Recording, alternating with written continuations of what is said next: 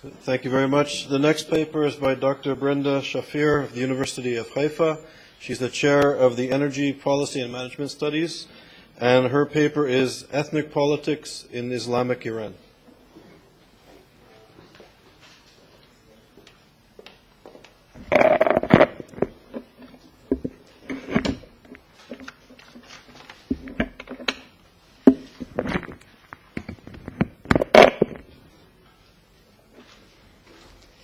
Good afternoon.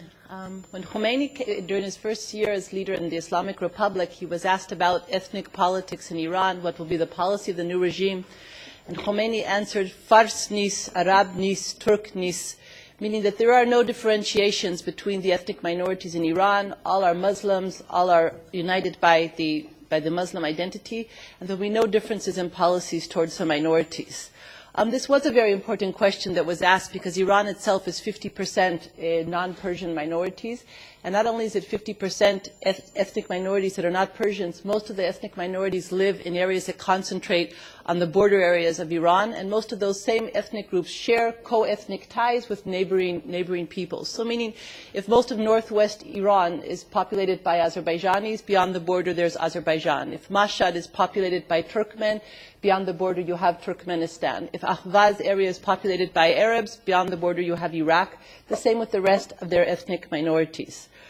Despite this question to Khomeini and despite his answer, Iranian studies scholarship predominantly has dismissed the ethnic issue. If you write that there's ethnic politics is relevant in Iran, it means you're anti-Iranian. It would be as if we talk about attitudes of Sephardic Israelis or African-American Americans. That would mean we're anti-American to even answer this question, or anti-Israeli.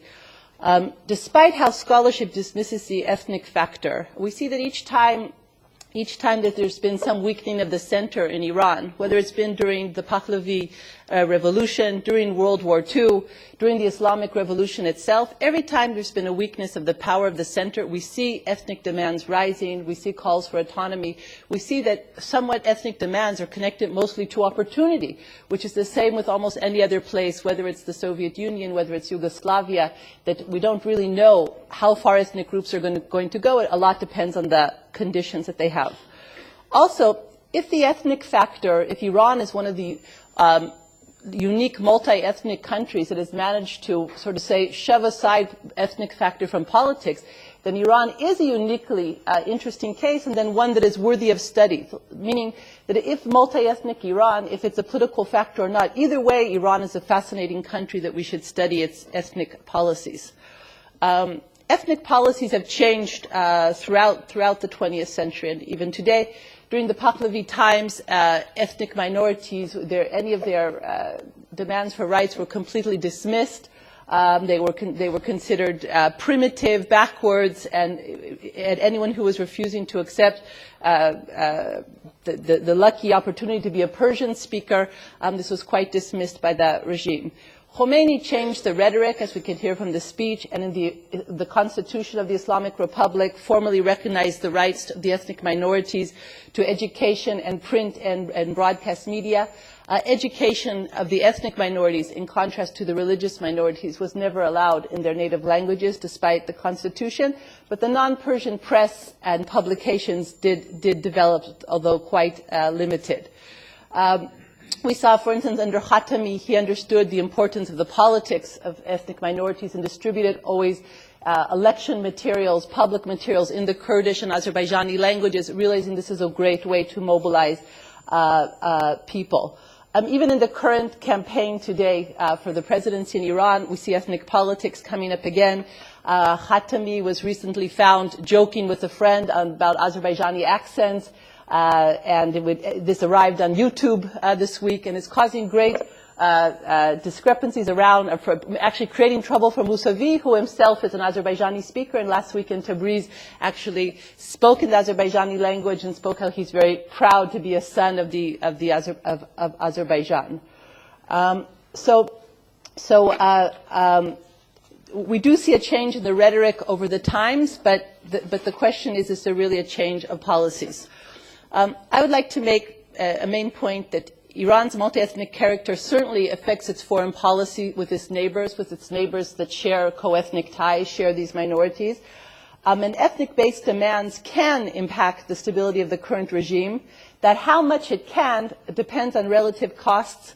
And although most ethnic minorities see themselves as part of Iran and demand ethnic rights as Iranians and not successionism, continually the policies of the regimes to not allow even them to have those demands as Iranians further and further alienates them from finding a solution within Iran. And in fact, since 2006, we've seen a rise in openly violent events connected to ethnic politics.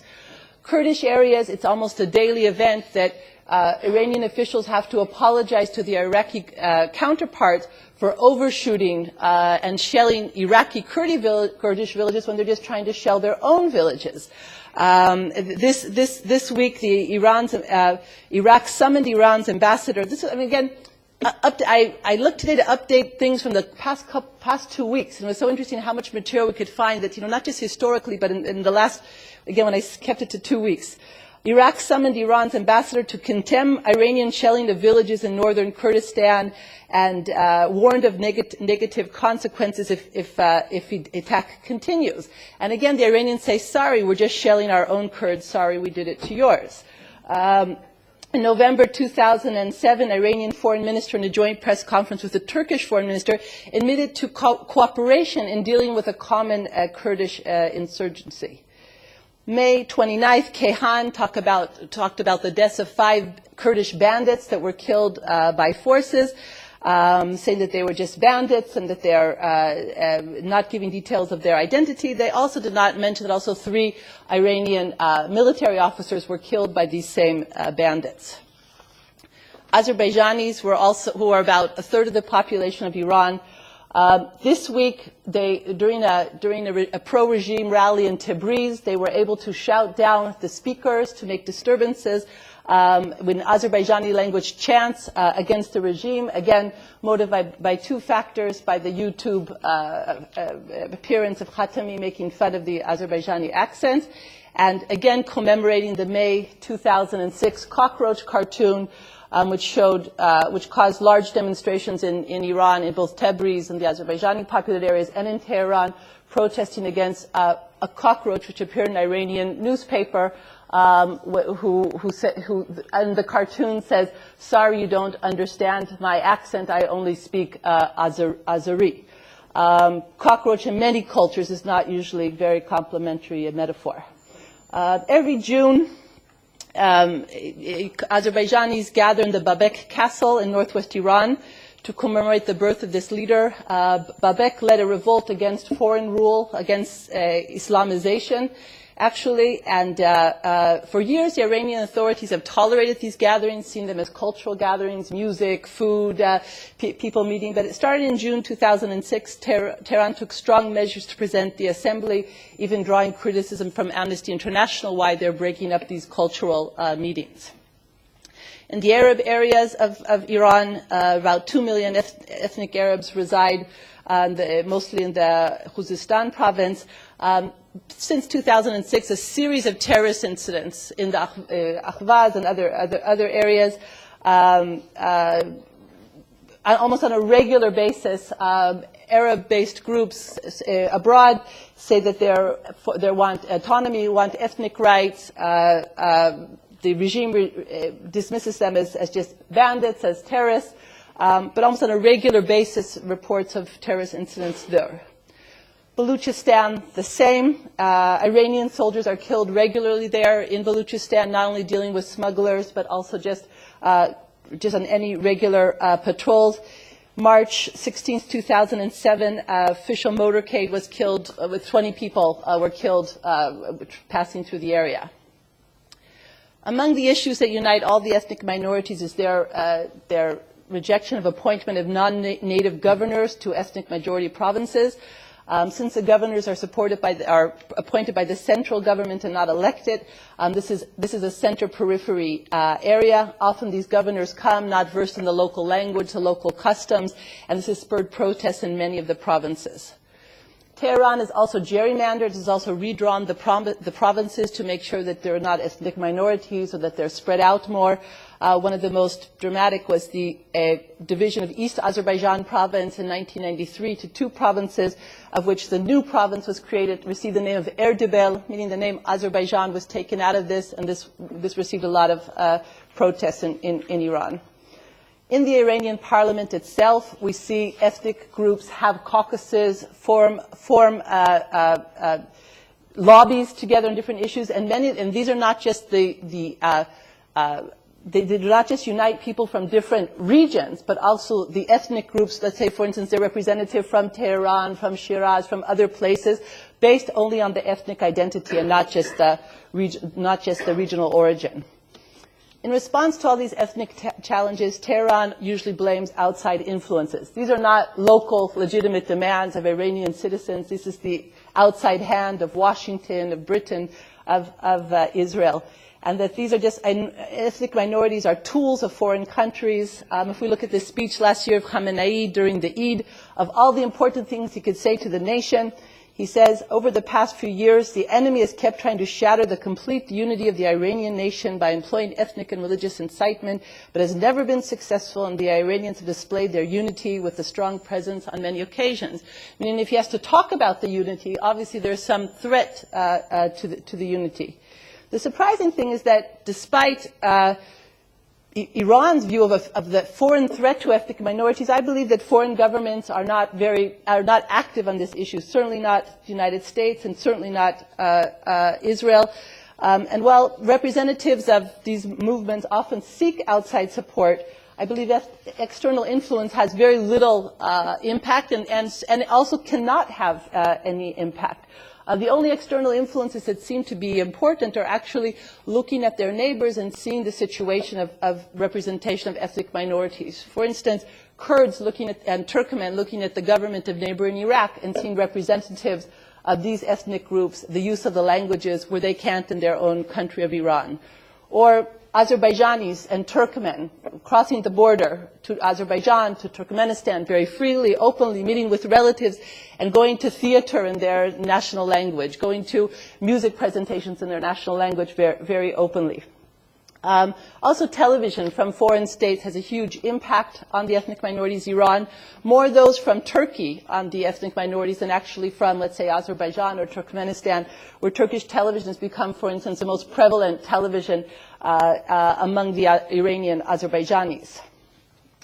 For the ethnic factor does enter Iran's foreign relations, and in fact brings to some policies that are quite contradictory to their official ideology.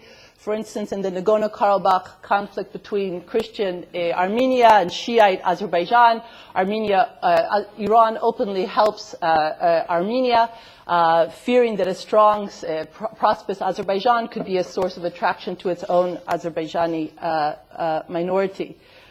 Through the ethnic question, actually, we can learn a lot about Iran in general. Iran is viewed by many Western policymakers as an Islamic state, and as if Islam is the main source of legitimacy and its policy directions. But if we look just at the ethnic issue, how many times when the ethnic issue conflicts with Islamic dictates, we see that even Persian nationalism and certainly state interests, state stability override Islamic ideology. And while Islam recognizes no differences between ethnic groups, and certainly there should not be any preference in Islamic ideology to Persian culture versus Arab culture, Turk culture, or any other culture, Tehran often, even under the Islamic Republic, promotes Persian interests over Islamic ones. For instance, during the Iran-Iraq war, Saudi mediators had suggested the idea of, instead of fighting over the Arab Gulf or Persian Gulf, to simply call it the Muslim Gulf. This was rejected by Khomeini all out. When recently National Geographic maps displayed both the Persian Gulf and Arabian Gulf on a map, National Geographic was banned in Iran and the office closed, and there could be no more distribution of this magazine. So when there are contradictions between the Islamic ideology and between the nationalist ideology and national interests, clearly Islam loses out. And I would say this is also the case not only of the state but of the reformists. The reformists, in most cases, talk about democracy, democratization, and all that is fine after for women, for religious minorities, but the buck stops with ethnic minorities, and in most cases the reformists are not willing to provide the same benefits of democracy, also if it means that the ethnic minorities will enjoy it as well. Thank you.